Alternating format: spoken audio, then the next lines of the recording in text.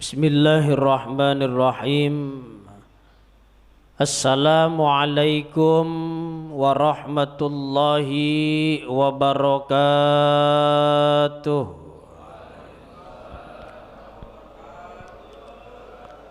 Alhamdulillahi rabbil alamin. Wabihi nasta'in ala umurid dunya waddin. Wassalatu wassalamu ala sayyidina Muhammadin wa ala alihi wa sahbihi wa ummatihi ajma'in. At-tahiyyatul mubarakatus sholawatut thayyibatu lillah. Assalamu alayka ayyuhan nabiyyu wa rahmatullahi wa barakatuh. Assalamu alayna wa ala ibadillahi salihin. Ashhadu an la ilaha illallah wa ashhadu anna Muhammadar Rasulullah, amma ba'du. Sehat Bapak semuanya? Alhamdulillah. Mohon maaf kalau setengah ngantuk ya. Bukan setengah, emang ngantuk banget. Karena sudah 4 hari ini banyak rapat-rapat yang dilakukan di atas jam 11 malam. Jadi kelarnya itu jam 2, jam 3. Nah, mohon maaf nanti kalau pas di pertengahan ngaji saya tidur nggak apa-apa ya. Nanti Bapak ngopi aja lanjut. Hadirin Bapak-bapak, para jamaah yang dimuliakan Allah Subhanahu wa taala, pertama-tama marilah kita panjatkan rasa syukur kita kepada Allah Subhanahu wa taala yang dalam setiap lipatan waktu, dalam setiap detik yang berlalu tersimpan nikmat dan anugerah dari Allah Subhanahu wa taala. Apa itu nikmat? Nikmat banyak orang yang mengartikannya dengan perkara-perkara yang enak. Itu namanya nikmat. Bahkan mubalig mengatakan nikmat yang paling agung adalah nikmat iman, nikmat Islam. Kalau Bapak makan sate, ketika Bapak bicara nikmat makan sate, ada yang terasa enak di lidah, yaitu sate. Ketika Bapak mengatakan enak minum susu, oh kalau saya mah lengkap. Bapak-bapak apa tuh, teh doang ya? Kalau saya ada susu, ada teh. Makanya kata saya tadi, Pak banyak amat ini minumnya. Ada air putih, ada susu, ada teh. Alhamdulillah. Cuman kedoyanan orang Indonesia ini hampir nggak ada di surga. Ya. Karena di surga itu katanya ada sungai yang terbuat dari susu. Saya mah ada, udah tuh air surga itu satu. Yang kedua ada sungai yang terbuat dari arak, minuman keras. Nanti di surga, jangan sekarang minumnya. Ya, ada minuman arak.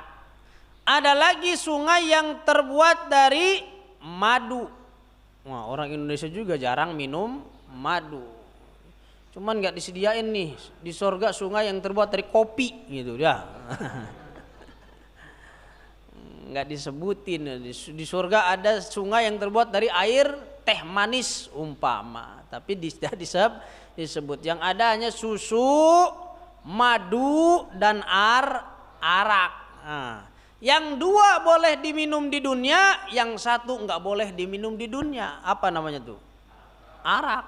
Maka barang siapa yang pernah minum arak di dunia, maka nggak mencicipi arak di akhirat. Semoga kita nyicipin semua dah ya. Amin ya rabbal alamin. Apalagi kita minum telaga Kausar. telaganya Rasulullah Sallallahu Alaihi Wasallam. Satu teguk yang kita minum ora bakal haus saklawase, gak bakal haus selama-lamanya. Minum siang-siang kemarin waktu belum ada hujan, panas betul jagat, betul apa enggak tuh? Minum es lagi tambah haus, minum es lagi tambah haus. Tapi kalau orang yang diberikan jatah oleh Allah bisa meneguk air yang ada di telaga Kausarnya Rasulullah, maka sepanjang hidupnya di akhirat tidak akan pernah merasa kehausan. Emang di akhirat ada orang yang haus, Ustaz? Banyak, Pak. Mana nggak ada tukang aqua lagi? Nggak ada aqua, es teh manis, nggak ada. Segitu banyaknya orang di alam mahsyar, matahari dekat dengan kepala kita, itu nggak ada yang jualan teh manis, nggak ada. Nggak ada yang jualan teh sisri, nggak ada yang nyodorin aqua. Orang-orang yang tidak memiliki bekal ibadah yang baik, tidak memiliki iman yang bulat, maka mereka akan kepanasan. Mataharinya jaraknya cuma sejengkal. Banyak kepala yang pecah, banyak orang-orang yang berenang di lautan nanah, dan banyak orang-orang yang tenggelam di dalam lautan darah. Ada 7 golongan yang mendapatkan payung dari Allah. Siapa tuh mereka 7 golongan? Sab'atun yudhilluhumullahu al-yawma la dhilla illa dhilluh. Ada 7 golongan yang mendapatkan naungan dari Allah di hari di mana manusia tidak mendapatkan payung dari Allah. Siapa 7 golongan itu? Tapi ngaji hari ini bukan itu. Ini pembukaan aja ya. Siapa yang pertama? Yang pertama 7 golongan itu adalah al-imamul adil. Seorang imam yang adil. Seorang pemimpin yang adil. Seorang RT yang adil.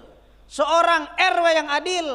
Seorang presiden yang adil. Pemimpin yang adil. Dia akan mendapatkan naungan dari Allah Subhanahu wa ta'ala di alam mahsyar. Kenapa al-imamul adil mendapatkan naungan? Karena satu pemimpin yang adil dapat menaungi jutaan orang yang lain. Paham Bapak-bapak? Tapi pemimpin yang dolim, satu pemimpin yang dolim dapat merusak jutaan manusia yang lain. Betul apa enggak? Contoh dulu ada kejadian Nazi. Nazi itu apa sih? Orang-orang Jerman ya. Orang Jerman ya. Orang jutaan manusia mati dibunuh oleh seorang pemimpin yang dolim. Zaman kerajaan dulu di Cina ada namanya Genghis Khan. Walah, ngeri tuh. Setiap orang digorok, mati orang-orang. Maka pemimpin yang adil satu dapat menaungi jutaan manusia yang lain. Butuhlah pemimpin yang adil. Cuman bagaimana cara memilih pemimpin yang adil? Coblos katanya yang adil, belum tentu jadi. Karena ada hadis, sayati zamanun ala ummati yafirruna anil ulama'i wal fuqaha. Akan datang kata Nabi suatu zaman di mana orang-orang Islam jauh dari ulama, jauh dari ahli fikih. Ibadah sakarepe dewek. Wudu seolah-olah udah paham. Salat seolah-olah udah paham. Gak mau konsultasi dengan ahli fikih. Zakat tinggal googling. Caranya wakaf tinggal baca. Gak mau diskusi dengan ulama ahli fikih. Oh zakat mah gampang, katanya nentuin nisabnya juga gampang, cari aja di Google. Ada ulamanya, datang ke ulama, rumuskan dengan ulama. Waris mah nggak usah dibagi, secara Al-Quran bagi rata aja udah, aman, adil, lebih nyaman, tidak ada keributan. Padahal yang lebih adil adalah hukumnya Allah. Tapi manusia berpikir manusia lebih adil daripada Al-Quran, betul apa enggak? Wah katanya ntar kalau mati nih bapak kita gak usah dibagi pakai surat An-Nisa. Karena perempuan dapatnya pasti sedikit, laki-laki pasti dapat banyak. Nanti bakal ribut, bakal terjadi huru-hara antara keluarga. Mendingan kita bagi rata aja biar adil katanya. Wah, ngomong adil lagi begitu. Itu berarti menganggap Al-Qur'an tidak adil. Nah, kata Nabi, ada zaman di mana manusia meninggalkan ulama dan meninggalkan ahli fikih. Kenapa? Yang akan diturunkan oleh Allah 3 ujian besar. Yang pertama, diangkat barokah dari hasil usahanya. Dagang, bagian hasilnya sehari 100 juta, tetap keberkahannya hilang. Gak kerasa, 100 juta rasa 2.000. Gak pernah merasa puas, tidak pernah merasa menikmati. Yang pertama tuh, tapi saya nggak panjang-panjang, ini masih dalam pembukaan ya. Yang pertama, kalau orang sudah jauh dari ulama, jauh dari ahli fikih, maka dia akan diangkat keberkahannya oleh Allah. Yang kedua, wa yusallitu alaihim al-imamun dzalimun, akan dipimpin oleh pemimpin-pemimpin yang dolim. Jadi kalau kita pengen punya pemimpin yang adil, punya pemimpin yang baik, itu dari mana mulai memperbaikinya? Dari diri kita sendiri. Kitanya ngerajin ngaji, kitanya dekat sama ulama, kitanya dekat sama kiai, kitanya dekat dengan ahli-ahli fuqaha. Nah, kalau setiap daerah sudah begitu, pasti Allah akan munculkan pemimpin yang adil di tengah-tengah mereka. Selama tidak begitu, jangan berharap akan muncul pemimpin yang adil. Ntar aja, nunggu pas mau hari kiamat. Imam Mahdi. Bapak-bapak berharap ketemu nggak dengan Imam Mahdi? Pengennya nyampe ke zaman Imam Mahdi apa pengen sebelumnya udah mati? Pengen nemuin kiamat apa sebelum kiamat, Pak? Karena seburuk-buruknya orang yang nemuin kiamat, Pak. Ya, seburuk-buruknya orang adalah orang yang ketemu dengan hari kiamat. Kok bisa begitu, Ustaz? Ya iya betul. Nggak mungkin terjadi kiamat kalau umat itu masih baik. Kenapa terjadi kiamat? Karena umat sudah sangat buruk. Sudah sangat kacau alam dunia ini, maka jadilah kiamat. Diawali dengan banyak peristiwa-peristiwa besar. Nah, sekarang udah dibuka pintu perang dunia ketiga. Naudzubillah min dzalik. Jangan sampai terjadi apa ya? Zaman corona aja kita udah pusing. Usaha ditutup. WFH, work from home. Susah banget ngomongnya. Ya, work from home. Orang-orang nggak bisa dagang, nggak bisa kerja, duit sedikit, makanan juga kadang yang punya stok mah enak, yang nggak punya stok kelimpungan, mana dihantui dengan penyakit. Apalagi perang seperti sekarang yang terjadi di Gaza. Apakah mereka bisa tidur nyenyak seperti kita tadi malam? Ngorok lagi.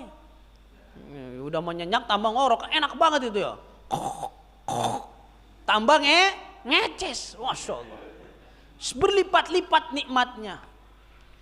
Subuh, assalatu wassalamu alaik. Bangun kita, enak. Mandi, wudhu, ngaji, dikasih teh. Alhamdulillah. Betapa enaknya kita dihidupkan oleh Allah. Ditempatkan di negara yang aman, ditempatkan di daerah yang nyaman. Ngaji Bapak nggak deg-degan, nggak ada yang jaga di situ tuh. Bawa selongsong ukuran 21 nggak ada. Bawa basoka di depan pintu nggak ada. Pakai sepatu abri nggak ada. Bapak-bapak ngaji begini aman aja, ngeteh, ngantuk setengah juga nggak apa-apa. Kadang gelenggut gitu, bangun lagi nggak apa-apa. Ya, masih aman, bapak-bapak masih enak ngantuk, masih enak tidur, masih enak makan. Soalnya boro-boro kepikiran, Pak, mana tukang nasi uduk? Nggak ada nyari tukang nasi uduk. Sini malam-malam masih sempat gapleh. Ya kan, malam minggu masih sempat gaplean, masih sempat main remi, cekakak cekikik sama tetangga, betul apa enggak? Apakah itu bukan enak? Nikmat itu yang diberikan Allah Subhanahu wa taala, maka patut bersyukur kepada Allah. Tuh, kalau kita pengen punya pemimpin yang adil berarti dimulai dari mana? Jangan kampanye doang. Bapak-bapak ngajakin teman, coblos si anu yuk orang baik, coblos si anu orang baik. Selama kitanya tidak memperbaiki diri, jangan harap muncul seorang pemimpin yang adil. Jangan harap muncul seorang pemimpin yang baik yang mengayomi. Jangan harap. Kalau kitanya tidak memperbaiki diri. Jadi salahnya di mana? Salahnya ada di pribadi kita masing-masing. Ya ternyata katanya presidennya ini nih, ya ternyata RT-nya ini nih, ya ternyata RW-nya ini. Ya jangan salahkan RW-nya, jangan salahkan RT-nya, sudah jangan salahkan presidennya. Yang salah adalah kitanya, berarti jauh dari ulama, jauh dari fuqaha. Karena hadis Nabi pasti nyata, kalau umatnya sudah lari dari ulama, umatnya jauh dari fuqaha, maka kata Nabi akan dihadirkan pemimpin yang dolim. Alhamdulillah di Kirana banyak yang ngaji. Alhamdulillah. Ini aja ada kali 250 orang mah ya. Siap gak tuh nasi uduknya tuh? Ya. Luar biasa. Bersyukur kepada Allah. Yang lebih mengerikan kan kata Nabi, kalau orang udah nggak mau ngaji, orang nggak deket sama ulama, wa yakhruju minad dunya bi ghairi imanin, maka dia keluar dari dunia ini meninggal dalam keadaan tanpa membawa iman, mati kafir, matinya murtad. Wal iyadu billah, naudzubillah min dalik. Semoga kita husnul khotimah semuanya. Salawat dan salam semoga tercurah kepada baginda alam, Nabi besar, Nabi agung, Nabi yang mulia, Nabi Muhammad sallallahu alaihi wasallam. Nih manusia yang luar biasa. Kita nggak banyak kenal dengan Nabi Muhammad. Kita tidak mau baca sejarah Nabi Muhammad. Jarang sekali penasaran bagaimana kisah-kisah Nabi Muhammad. Itu ternyata Nabi Muhammad punya banyak kisah, walaupun umurnya cuma 63, tapi sejarahnya rapih dituliskan, akhlaknya rapih dituliskan. Bahkan ada kitab yang ditulis hanya cukup menceritakan bercandanya Nabi. Satu kitab tuh isinya bercandanya Nabi semua. Lalu apakah bercandanya Nabi itu konyol? Apakah bercandanya Nabi itu tidak mengandung arti? Wah, semua bercandaan Nabi ada maknanya. Beda sama kita. Beda sama kita. Kita bercanda paling seputar jahe, ya. Apa jahe itu, Pak? Oh, janda herang, apal sih Bapak tah. Ya. Nabi itu Masya Allah bercandanya aja ada hikmahnya. Mudah-mudahan di akhirat kita diaku sebagai umatnya. Amin ya robbal. Hadirin bapak-bapak yang dirahmati Allah Subhanahu wa taala, seringkali kita dengar dalam istilah tasawuf, seringkali kita dengar dalam istilah ilmu torekot, seringkali kita dengar dalam orang-orang yang menerangkan ilmu makrifat. Wah, katanya jangan belajar ilmu tasawuf. Kenapa? Nanti gila, ketinggian. Udah belajar mah yang biasa-biasa aja. Salah. Itu propaganda dari Belanda supaya umat Islam tidak nyampe ke tingkat tasawuf, tidak mau bertorikoh, tidak mau makrifat kepada Allah, hanya beragama dengan cangkangnya saja, hanya beragama dengan kulitnya saja, sehingga dipropaganda oleh Belanda. Jangan belajar tasawuf, nanti gila. Itu mah ilmu orang-orang khusus, ilmu orang-orang yang tinggi. Enggak, tasawuf ilmu kita semua. Jadi Belanda tuh pinter Pak zaman dulu Pak. Sampai bagaimana mau menghancurkan orang-orang Indonesia, caranya dengan memasuki sendi-sendi yang ada pada umat Islam. Karena selama umat Islam bersatu di Indonesia, jangan harap dapat menguasai Indonesia. Jangan harap dapat menjajah Indonesia kalau umat Islamnya masih kuat iman, masih kuat persatuan. Maka nggak bisa menghancurkan Indonesia. Akhirnya diutus, dibiayai, dijaminlah seorang yang namanya Snoeckhogen. Itu Pak, ada yang hidup pada zaman Belanda nggak ini? Berbagi cerita lah di sini sama saya gitu, maksudnya ayo bareng cerita. Jadi ada ulama yang dibuat oleh Belanda, apal Quran, apal hadis, bisa baca kitab. Selayaknya ulama, emang ulama. Tapi ulama ini dibuat bukan untuk memperkuat Islam, bukan untuk memajukan Islam, justru akan menghancurkan Islam dari dalam. Tuh pinternya Belanda. Kita bikin ulama. Syekh Snoeckhogen. Apal Quran Pak, pakai sorban, pakai imamah. Apa imamah tuh? Ya udag-udag tuh. Pakai sorban, begini juga pakai jubah, tasbihnya ditenteng, tapi nggak ada imannya. Tidak untuk memajukan agama Islam. Orang terkagum nanya kepada beliau sesatkan. Beliau ceramah di mana-mana sampai bilang Siti Hajar itu adalah budak yang diberikan oleh Siti Saroh kepada Nabi Ibrahim. Saking sayangnya saking sayangnya Siti Saroh kepada Nabi Ibrahim yang pengen punya anak, akhirnya dihadiahkanlah perempuan budak yang bernama Siti Hajar. Sekilas tidak ada yang terjadi, tidak ada dampak apa-apa. Mengatakan Siti Hajar adalah budak. Tapi ke bawahnya itu bermasalah. Kalau Siti Hajar itu budak, berarti Kanjeng Nabi Muhammad keturunan seorang budak. Karena Siti Hajar melahirkan Nabi Ismail melahirkan kalangan Bani Hashim melahirkan Sayyid Abdullah melahirkan yang namanya Nabi Muhammad sallallahu alaihi wasallam. Sekilas aman-aman saja, ternyata di situ propaganda. Itu Siti Hajar bukan budak. Siti Hajar itu anaknya seorang raja yang ditawan dalam peperangan, kemudian dihadiahkanlah anaknya kepada Nabi Ibrahim alaihi salam. Mungkin bapak-bapak masih dengar cerita bahwa Siti Hajar itu budak. Jangan ngaji tafsir tuh zaman Belanda dulu.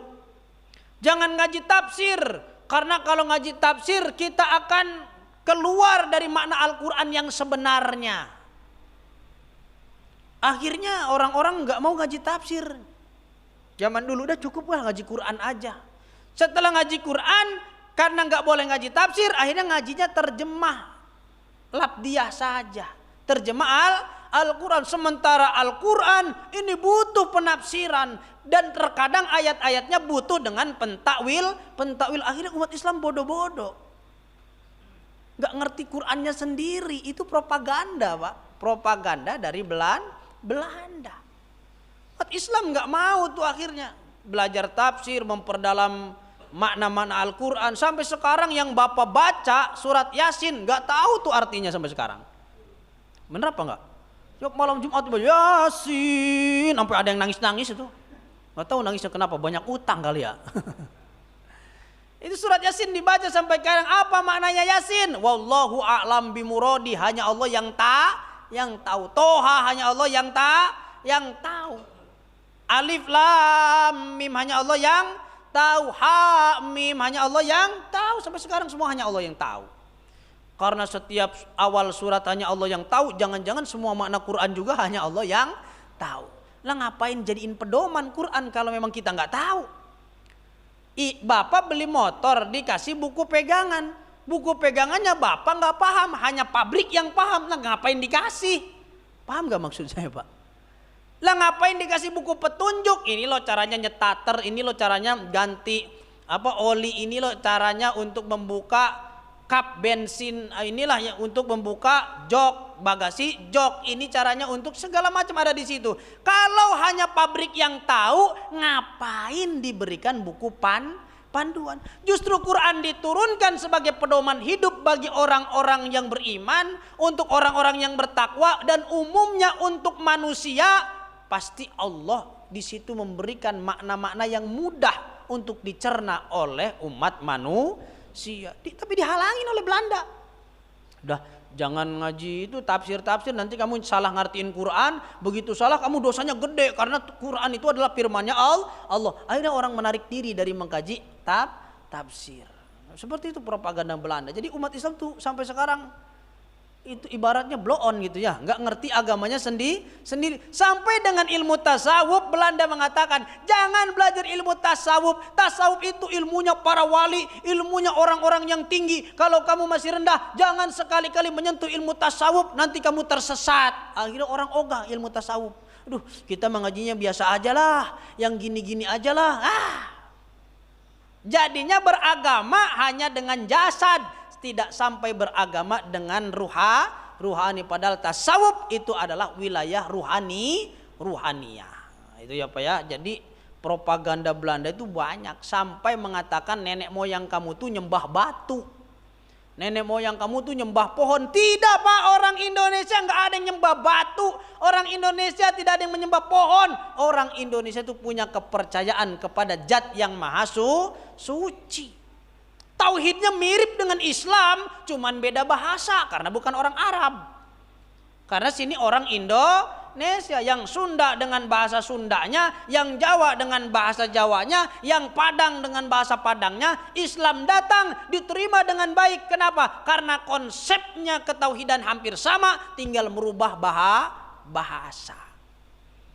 Allahu Ahad, Gusti Pangeran ingkang Maha Tunggal. Cuma bahasa aja di ahad, somad, kemudian bahasa-bahasa yang lain. Laisa kamislihi syai'un, Allah tidak mirip dengan apapun. Maka di dalam bahasa Jawanya tan yang kinara, tan yang kinayanga ngapa, tidak bisa dibayangkan, tidak bisa diimajinasikan, tidak bisa dipikir-pikir dengan akal. Allah itu di luar logika manusia. Oh itu konsep-konsepnya, cuman kan bahasanya Jawa, karena orang Indonesia. Nggak mungkin orang Indonesia ujug-ujug bahasa Arab kan. Ya, kenapa sekarang bisa bahasa Arab? Karena ada ulama-ulama, ada orang-orang yang datang dari Arab, sehingga kita kenal Islam. Alhamdulillah. Tapi kalau nggak ada para wali-wali zaman dulu, dan zaman wali itu dakwahnya tidak keras. Dakwahnya membaur dengan masyarakat, membaur dengan budaya dan tradisi. Itu hebatnya para wali. Sampai akekahan aja zaman dulu ada kelapa ditancepin duit. Zaman sekarang masih ada nggak di Kirana? Masih ada. Ada mangkok diisi air, di atasnya ada kembang, masih ada begitu. Klenik itu. Ya, kata orang sono. Bukan klenik itu doa, tapi dengan simbol. Orang tua zaman kita dulu tuh karena kalau mau berdoa tuh hati-hati. Kalau mau ngomong bahasa Arab, Al-Quran, nerangin Al-Quran ketika khutbah, nerangin Al-Quran ketika pengajian itu hati-hati karena dititenin sama Belanda. Sampai ada satu tafsir yang memang disegel oleh Belanda, namanya tafsir Tobari. Kenapa? Karena di situ ada bab menerangkan cara bikin bahan peledak, cara bikin bom, di situ ada di dalam tafsir itu. Maka oleh Belanda jangan sampai dikaji oleh ulama Indonesia, dikaji oleh santri, nanti santri bisa bikin senjata. Disegelin tafsir. Sampai di Kuningan akhirnya Quran di bahasa Sundain. Dikajinya pakai bahasa Sunda murni, nggak pakai bahasa Arabnya lagi. Jadi ketika Belanda datang, ini mah Sunda, bukan sedang ngaji Quran. Ya siapa namanya itu? Kiai Madrais ya, Kiai Madrais di Kuningan Jawa Barat sana. Jadi siasat ulama-ulama zaman dulu. Bagaimana supaya Quran diamalkan walaupun kita tidak ngerti mana dalilnya, tapi sudah mengejawantah dalam kehidupan orang Indonesia. Nah istilah haji juga itu dari Belanda Pak. Orang yang habis dari Mekah dipanggilnya haji. Itu cara Belanda menandai orang-orang yang pernah pergi ke Timur Tengah. Ini haji nih, ini haji nih. Kita tandain tuh supaya gampang mendeteksi. Makanya di Indonesia itu usum haji. Ya, yang orang habis pergi ke Mekah haji gitu ya, jadi disebut haji. Padahal itu cara Belanda bagaimana mendeteksi orang-orang yang sudah pergi ke tanah tanah suci. Dia belajar di ulama-ulama sana, karena orang haji zaman dulu itu cuman bukan berhaji, mereka ngaji di sana. Karena perjalanannya juga lama, pakai kapal laut. 6 bulan perjalanan, balik lagi setahun. Daripada bolak-balik setahun, mending ngaji dulu di sana 2 tahun baru balik. Nah, ini baru balik dari Mekah nih, haji. Dia siapa tahu ngajarin ilmu Islam, ditandai sama Belanda. Nah, itu propaganda zaman dulu. Alhamdulillah sekarang mengaji di Kirana nggak ada yang nandain orang mana, tentara juga nggak ada kan, nggak ada yang bawa bedil, nggak ada ya. Apa ada di sini bawa bedil? Ya, maka aman-aman saja. Nah, sekarang tasawuf itu kenapa banyak orang yang antipati dengan tasawuf, banyak yang menghindar dari tasawuf karena ditakut-takutin kalau ngaji tasawuf nanti gila kamu. Nggak ada gila. Kenapa jadi gila ngaji tasawuf? Tidak jadi gila, malah kita akan lebih dekat mengenal Allah Subhanahu wa taala. Bismillahirrahmanirrahim. Qala al-muallifu rahimahullahu taala wa nafa'ana bihi wa bi ulumihi fid dharaini amin ya rabbal alamin. Di sini di dalam kitab Imam Al-Ghazali, saya enggak bawa Ihya tapi bawanya Al-Kimia As-Sa'adah, proses-proses kebahagiaan di dalam diri manusia. Kenapa sih banyak orang yang enggak bahagia? Menurut bapak-bapak kenapa, Pak? Kenapa kita susah banget bahagia? Padahal tinggal bahagia aja, susahnya apa sih? Gitu ya. Kenapa banyak orang yang tidak bahagia? Karena kebanyakan orang membuat syarat-syarat yang banyak untuk bahagia. Sarapan yang enak apa pagi hari ini ya? Enaknya mah makan nasi jamblang di Cirebon. Wah, susah. Belum beli etol, belum beli bensin, belum ongkosnya, cuman nyari nasi jamblang. Buat bahagia bikin syarat susah banget. Duh, saya bisa bahagia kalau bisa menikah dengan Syahrini. Ternyata telepek nikah dengan siapa gitu yang tidak kita harapkan, umpama contoh. Akhirnya susah bahagia dia karena terlalu berekspektasi, terlalu membayangkan sesuatu yang lain. Itu membuat syarat. Apa syaratnya bahagia? Satu aja, Pak, jangan banyak-banyak. Kalau orang pengen bahagia syaratnya satu. Apa itu? Bahagialah. Udah bahagia aja. Bapak sekarang nggak kebagian kopi, bahagia saja. Biarin, mungkin jatahnya baru teh aja. Gitu, bahagia. Bapak sekarang nggak punya duit, gak apa-apa. Kok baru hari ini doang toh? Nggak punya duit, kemarin punya, insya Allah besok juga punya duit. Bahagia saja. Maka tidak terkontaminasi dengan kondisi dan suasana. Bahagia terus, happy terus. Nah, Allah itu kagum dengan orang yang setiap detiknya dilalui dengan rasa bahagia. Itu Allah kagum dengan orang yang selalu bahagia. Dan Allah sangat benci kepada orang yang melewati hari-hari dengan terus mengeluh, terus bersedih. Allah benci itu orang begitu. Kata Allah, emang nikmat saya kurang yang dikasih ya? Emang anugerah saya dalam setiap hari gak ada artinya buat kamu ya, sehingga kamu tuh sedih mulu, murung mulu, mengeluh terus. Nikmat saya kok gak dirasakan, nikmat saya gak disyukurin, kata Allah. Masya Allah. Makanya Nabi Musa alaihissalam itu kadang-kadang mengajak tertawa kepada umatnya. Kenapa? Katakan Nabi Musa, karena Allah senang ketika umatku tersenyum dan tertawa. Oh, berarti umatnya bahagia. Bapak-bapak jangan serius banget begini, makanya ketawa aja biasa. Nggak ada yang lucu, Ustaz. Oh iya, belum saatnya ya. Nanti bahaya, Pak, kalau nggak ada yang lucu Bapak ketawa-tawa sendiri, kan itu juga bahaya. Ya, jadi pada porsinya saja ya, ketawa pada porsinya.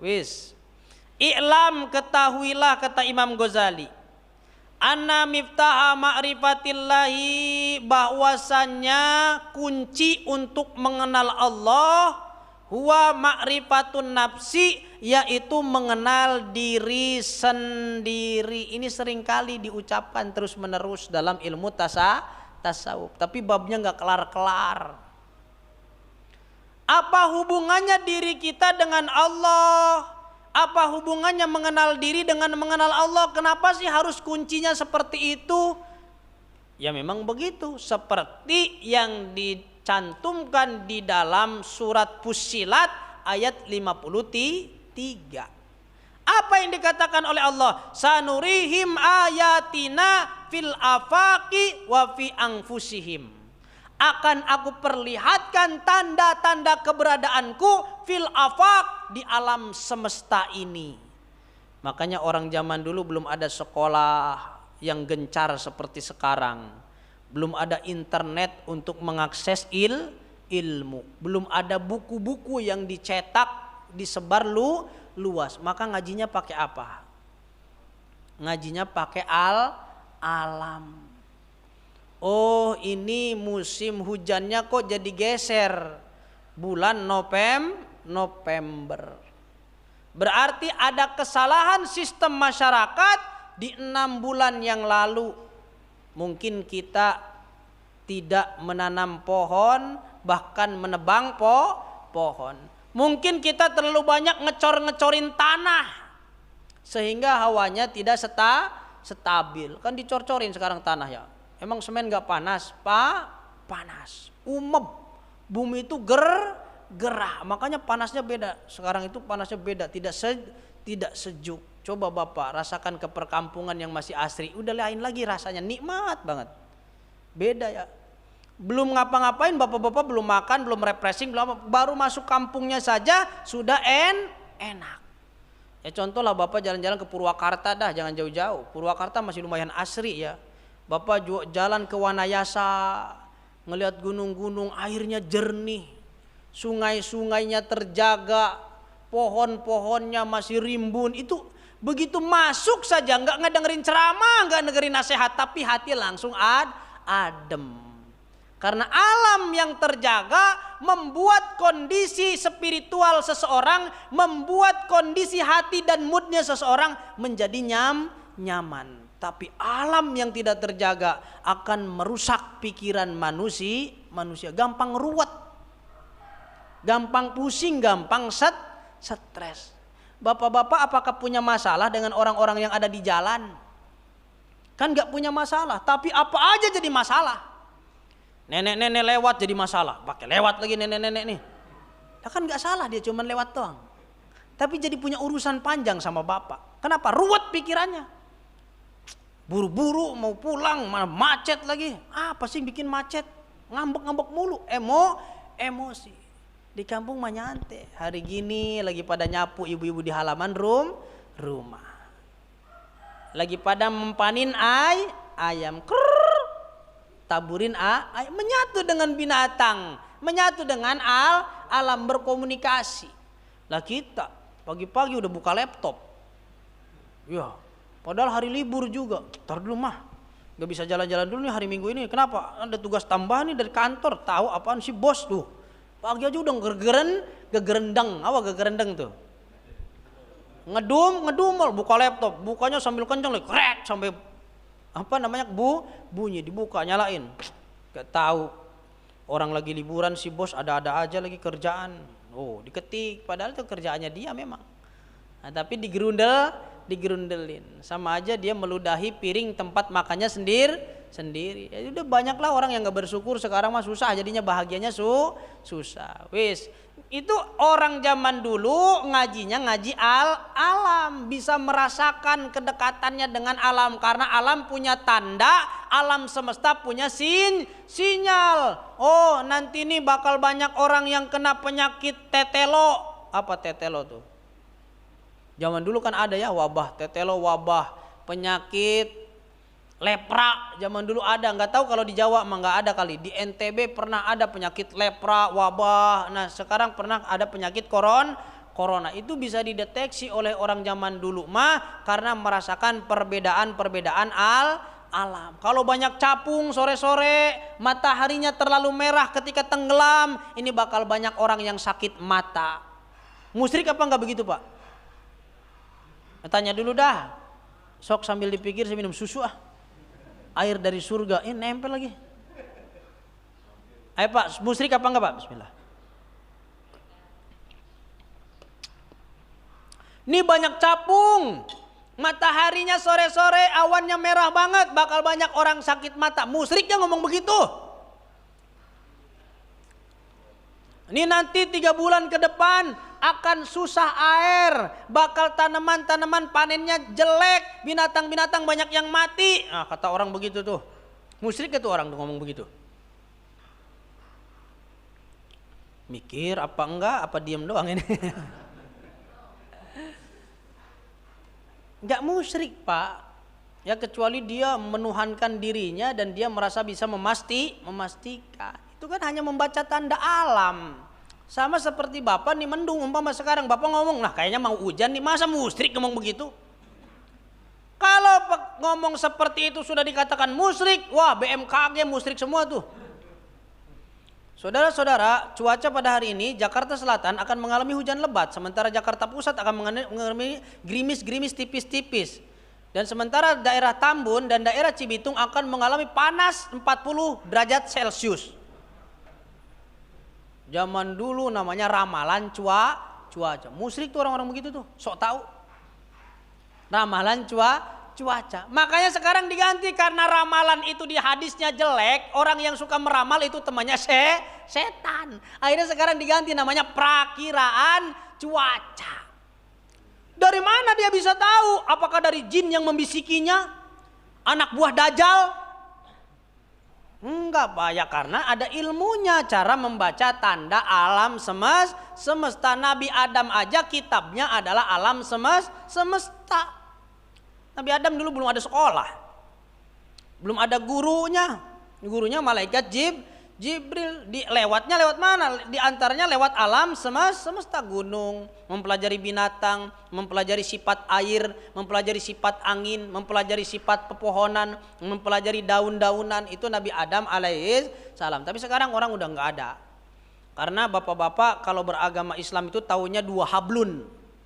Apa hablunnya? Hablum minallah wa hablum minanas. Hubungan baik dengan Allah dan hubungan baik dengan manusia. Lupa sama alam.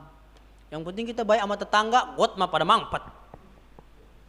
Ya kan, lupa sama alam. Yang penting kita nanti kalau ada tetangga ngundang kita hadir. Sampah berantakan di mana-mana. Nah, ini namanya tidak berhubungan dengan alam. Maka kalau orang Nusantara ya itu ada namanya Trihita Kirana. Wah, ini Kirana kan? Trihita Kirana. 3 hubungan baik. Yang pertama dengan Allah, yang kedua dengan sesama manusia, yang ketiga hubungan dengan alam semesta. Hubungan dengan manusianya baik, alamnya nggak dijaga ya. Nah, bencana mulu. Kan Qur'annya sebenarnya sudah ada. Bima kasabat aidihim. Bencana-bencana yang terjadi di alam semesta itu rata-rata sebagian besar bima kasabat aidihim, dari ulah tangan mereka sendiri. Kenapa banjir perumahan? Karena nggak ada drainase, nggak ada persapan yang bagus, tempat-tempat mengalirnya air kepangpet, tempat-tempat bernapasnya tanah sudah ditutup pakai semen, tanah engap. Bapak-bapak aja nggak ngedengerin. Coba kalau nggak dengerin, ya Allah udah ngap ternyata tanah. Udah mah diinjak sama kita lahir dari tanah, malah nginjek tanah, ngedolimin tanah. Orang zaman dulu mah Pak, pohon aja dibungkus kain. Kenapa pohon dibungkus kain? Ada di sini yang suka ngebungkusin kain. Ngebungkusin pohon. Jadi pohon itu dibungkus kain. Kenapa sih pohon dibungkus kain? Itu perbuatan-perbuatan khurafat. Itu perbuatan-perbuatan yang di luar Islam. Enggak, Pak. Ngebungkus kain, pohon itu dibungkusin kain, menghormati sumber oksigen. Enggak disembah, enggak. Cuman dihormatin supaya kita bisa melestarikan alam. Karena alam ini perantara Allah Subhanahu wa ta'ala memelihara umat manusia. Sebenarnya manusia butuh alam apa alam butuh manusia sih, Pak? Saya pengen tahu nih. Kan manusia gaya dengan gelar khalifahnya, betul? Manusia diturunkan ke bumi ini sebagai khalifah di dunia. Allah gayanya.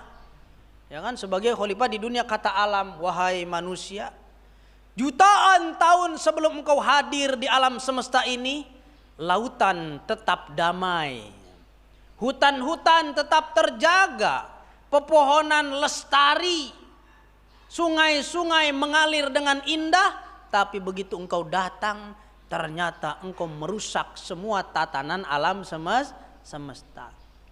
Gayanya aja lah ngaku-ngaku sebagai khalifah, padahal banyak merusak. Apa baik dikeruk. Ya kan kata bumi, wahai manusia, engkau lahir dariku, tapi engkau menginjak-injak dan mengotoriku. Kata bumi, emang manusia lahir dari mana? Ibunya Nabi Adam siapa? Nggak ada ibunya ya. Nabi Adam ibunya ya tanah. Bapaknya siapa Nabi Adam? Bapaknya angkasa. Maka ada dalam istilah Jawa, ibu pertiwi, bopo angkoso. Yang menaungi Nabi Adam angkasa raya langit. Yang memomong Nabi Adam adalah bumi yang ngempanin, ada buah-buahan, ada makanan. Bumi yang memelihara manusia. Tapi manusia tidak mau memelihara bumi. Yang ini akibatnya akhirnya molor berapa bulan. Harusnya bulan apa sih musim hujan, Pak? September kali ya. Agustus sudah hujan.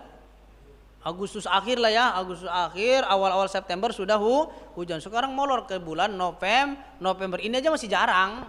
Hujannya masih keceret sehari, udah ntar seminggu enggak lagi gitu ya. Nah, itu kan manusia sudah menganggapnya biasa, padahal itu tanda alam. Kita sudah tidak normal, katanya kata alam. Wahai manusia, aku sudah tidak normal. Aku sudah sekian banyak bergeser dari fitrahku sendiri. Aku sudah banyak bergeser daripada kudrot-kudrotku sendiri. Kenapa? Karena ulah tangan manusia. Angel lah ya. Karena kalau nggak sadar kan nggak ngeh. Kalau nggak sadar nggak ngeh. Makanya orang dulu pohon dikain-kainin. Kenapa? Inilah sumber oksigen. Kita napas sumbernya dari pohon. Dijaga pohon-pohon, dilestarikan, dibersihin bawahnya. Jangan banyak sampah, jangan banyak sesuatu yang kotor. Sampai airnya aja air yang bersih. Karena apa? Nanti yang dimakan buahnya biar buah yang memberi kesehatan, memberi nutrisi. Tapi kan nggak ngeh di situ. Entarlah ngaji alamnya, karena ini ngaji diri harusnya ya.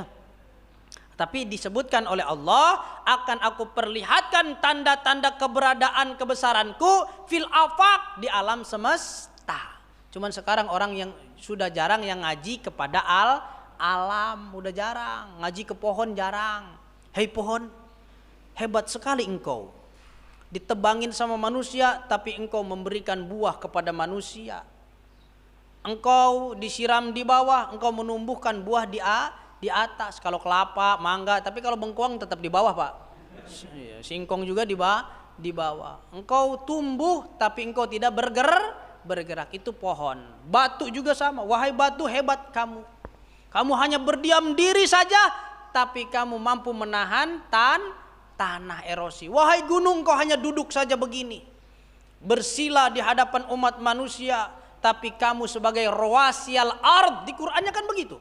Rawasiyal ard, paku-pakunya bumi adalah gunung. Kalau pakunya peradaban manusia adalah ulama, para nabi, para wali. Di mana di tempat itu ada wali, di situ tempat akan berkah. Di mana di tempat itu ada ulama, di situ tempat akan diberkahi Allah. Paku-pakunya umat manusia adalah ulama, pun jering jagat. Nah, kalau pakunya bumi adalah gunung, gagah dia diam saja. Tapi saatnya batuk, hati-hati. Buak, muntah, lahar panas. Udah gak dijaga, gunungnya dibotakin jadi semen semua. Di Palimanan, Cirebon udah habis 3 gunung lebih, Pak. Dibomin. Wah, beratak tanahnya tuh ya. Batunya longsor, diangkut pakai truk. Nah, ini kalau cerita ini panjang nih. Ini ada dalam tafsir surat apa sih? Yang gunung-gunung berjalan, onta-onta nganggur. Nah, itu tuh. Surat apa, Pak? Lupa suratnya saya ya. Itu Mbah Mun waktu ngaji itu tafsirnya luar biasa. Tafsir tentang masa depan. Kan kata Quran, nanti ada saatnya gunung-gunung berjalan. Maksudnya gunung berjalan gimana? Dari Cermek pindah Cirebon, Kuningan sampai ke Bekasi? Bukan. Bukan gunungnya yang berjalan, tapi segala sesuatu yang ada di gunung sudah pindah tempat. Betul apa enggak? Yang di Palimanan kan gunung tadinya tuh. Sekarang udah jadi semen di sini nih. Udah di sini gunungnya, Pak. Ini Gunung Cupang ada di sini. Ya, gunungnya Palimanan. Gunung-gunung berpindah tempat, artinya diangkutin sama truk, sama mobil. Onta-onta nganggur karena banyak kendaraan besi. Onta tuh udah begitu aja udah. Kuda-kuda juga nganggur. Bahkan nanti ada sungai-sungai atau laut-laut yang bisa dibelah. Laut dibelah itu bisa jadi di bawahnya ada Pertamina, di bawahnya ada terowongan jalan. Nah, itu laut-laut dibelah. Wis, itu ceritanya lain. Nyerempet aja ke situ ya. Jadi orang dulu itu banyak ngaji alam. Cuma ini nggak bakal nyampe sih materinya. Karena nasi uduk udah siap. Ya. Dari mana kita mengenal Allah? Pertama dari alam. Wa fi anfusihim, dan dalam diri kita sendiri. Kenapa sih dalam tasawuf sering sekali man arafa nafsahu faqad arafa rabb, bahwa siapa yang kenal dirinya akan kenal Allah. Jadi jangan ngaku kenal Allah kalau kita nggak kenal diri sendiri. Kenapa memang dikaitkan dengan itu? Ini kalimat dari Imam Ghazali. Walaisa syai'un aqraba ilaika min nafsik. Tidak ada sesuatu yang lebih dekat dari diri kita sendiri kecuali diri kita sendiri itu. Paham gak Pak kalimatnya nih? Sebelum diteruskan sedikit. Pak, yang paling dekat dengan diri Bapak apa? Istri. Enggak, istri enggak dibawa, ternyata ngaji. Jauh ternyata renggang dari diri kita. Apa yang paling dekat? Anak. Enggak, ternyata anak juga enggak dibawa ketika ngaji. Yang sering dibawa-bawa kemana-mana siapa? Diri kita sendiri. Ngising dibawa. Ngising itu bahasa Inggris ya. Bahasa asal katanya ngis, tadinya ngis.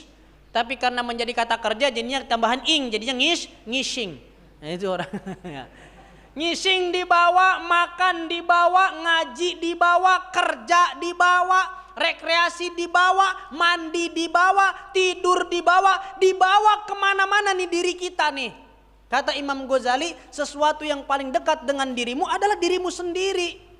Jadi ketika kamu tidak mengenal dirimu yang begitu dekat, fakaifa ta'rifu rabbak, maka bagaimana cara kamu mengenal Tuhan?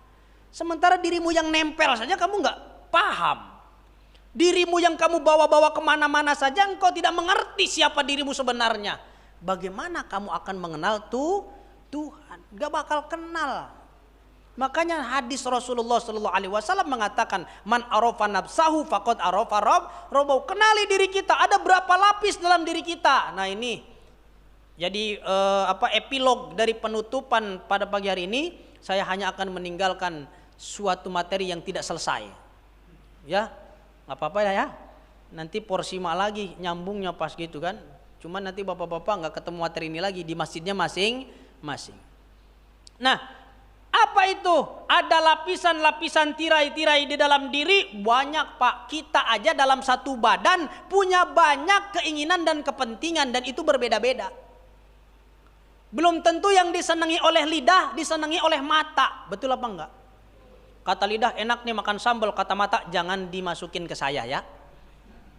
Lidah dimasukin sambal enak, mata didulitin sambal enggak enak. Jadi dalam satu tubuh aja kita punya ego masing-masing Pak. Kata mata, bro ngantuk banget bro, tidur mau tidur. Kata si Joni, jangan tidur dulu bro, lagi butuh banget ini, kita bangun dulu. Bangun dia si Joni. Kata si Joninya, tubuh bangun kau, mata melek kamu, saya lagi butuh banget ini, lagi pengen banget tuh. Mata pengen tidur, Joni pengen bangun. Dalam satu diri saja kita mengakomodir berbagai macam keinginan.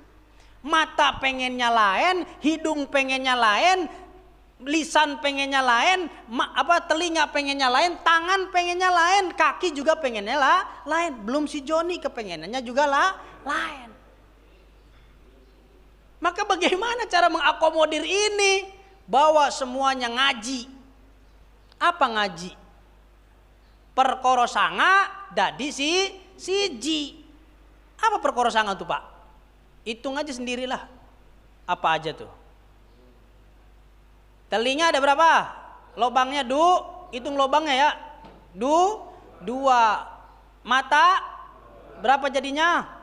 Hidung 2 jadinya 6. Mulut 1 jadinya Joni 1 jadinya 8. Belakang 1 jadinya 9. Lobang itu tempatnya nafsu semuanya. Maka jadi nosi siji ngaji. Perkara sangai ki dadi nosi siji kemana? Bawa libtigo imardotillah, bawa untuk mencapai ridhonya Allah subhanahu wa ta'ala. Mata bawa untuk memandang sesuatu yang diridhoi Allah. Telinga bawa untuk mendengarkan sesuatu yang diridhoi Allah. Lisan bawa untuk sesuatu yang diridhoi Allah. Kemudian ini bawa kepada sesuatu yang halal yang diridhoi oleh Allah. Pantat bawa juga untuk sesuatu yang diridhoi oleh Allah. Semua kita bawa keharibaan Allah subhanahu wa ta'ala. Maka kita akan kenal dengan Allah. Begitu ke pasar, ya Allah bahenol banget ya. Kata mata mesen senang. Tapi hati harus berbicara. Hei mata, arahkan pandanganmu kepada hal yang diridhoi Allah. Akhirnya merem. Set. Itu orang udah punya kompas namanya. Orang sudah punya alarm. Kalau orang hatinya mati, kolbunya tidak hidup, maksiat itu nikmat aja rasanya. Karena nggak ada rambu. Itu ada kas RT duit tuh lebih 25.000. Oh main buat udud. Di laporannya kan udah habis. Tapi ternyata sisa 25.000. Nggak usah dilaporin dah. Ambil aja buat udud. Tapi kalau hatinya hidup, hei tangan, itu bukan hak kamu. Kembalikan ke kas RT. Jangan sampai kamu belikan udud. Dibalikin kata hati kalau hatinya hidup. Tapi kan sekarang hati kita sudah komplikasi Pak. Dan jarang diperiksa. Begitu sakit mata beli rohto. Sakit kepala beli bodrek. Cepet-cepet kalau badan kita sakit, kita cepet mu'alajah, cepet-cepet diobati. Betul apa enggak? Tapi kenapa ketika hati kita berpenyakit kita jarang sekali periksa ke dokter? Dokternya nggak ada sih. Klinik penyakit hati nggak ada soalnya Pak. Ya, hati kita sudah menyimpan benci, hati kita banyak menyimpan iri, hati kita gudangnya hasud, hati kita juga tempatnya takabur, hati kita tempatnya ujub. Wah, banyak penyakit di dalam hati. Hati kita lagi ngampleh begini Pak. Sebentar lagi mati. Naudzubillah min dzalik. Apa yang dapat menghidupkan hati? La ilaha illallah.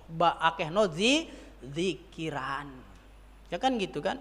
Jaddidu imanakum biqauli la ilaha illallah hayyun mawjud. La ilaha illallah hayyun ma'bud. La ilaha illallah hayyun baq. La ilaha illallah. La ilaha illallah. La ilaha illallah. La ilaha illallah, la ilaha illallah. Hantemin di hati Pak. Illallah supaya hatinya hidup. Maka dia akan menjadi alarm dan penunjuk arah. Semua yang 9 ini dijadikan satu dalam kolbu yang indah, kolbu yang bersih. Kata Nabi Muhammad, kolbul mu'min baitullah. Hatinya orang yang beriman, disitulah rumahnya Allah.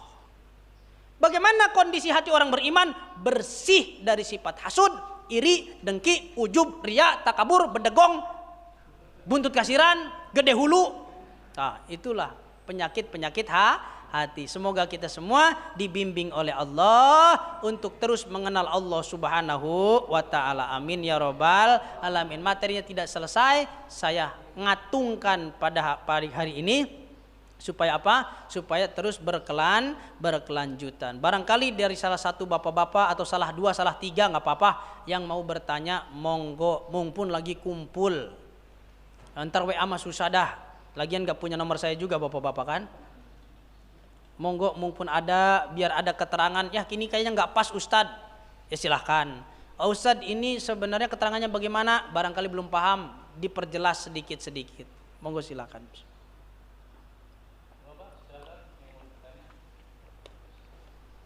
Apa udahan aja kita makan ya?